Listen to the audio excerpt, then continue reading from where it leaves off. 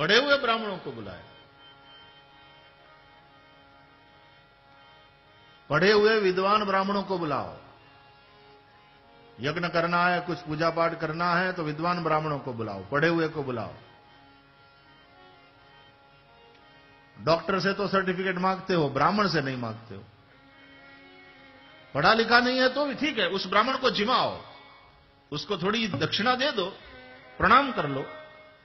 लेकिन तुम्हें कोई अनुष्ठान कराना है तो पढ़े लिखे ब्राह्मण से ही कराओ। पूजा पाठ यज्ञ यागादि पढ़े लिखे ब्राह्मण से ही कराओ।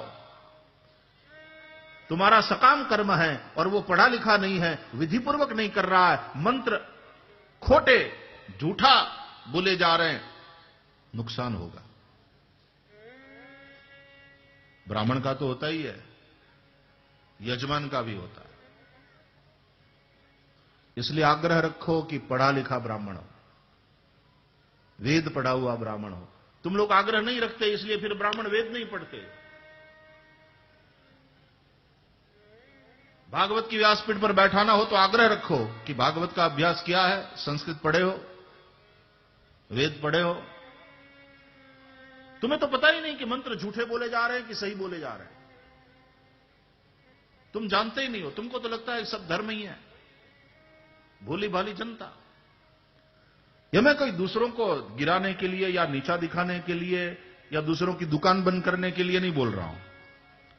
यह मैं सनातन धर्म का भला हो, कल्याण हो और सभी ब्राह्मण पढ़े, और पढ़ने के बाद करो। ब्राह्मणों की बहुत जरूरत है, कथाकारों की बहुत जरूरत है, लेकिन पढ़ लिख करके आओ।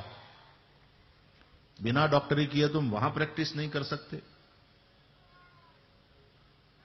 तो यहां भी जाओ गुरुकुल में, गुरुओं की सेवा करो।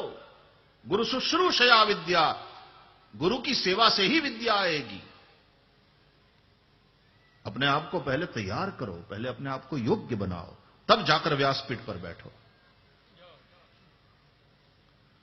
नहीं तो कथा का लेवल धीरे धीरे धीरे धीरे घटता जाएगा और कथा केवल मनोरंजन बन जाएगी।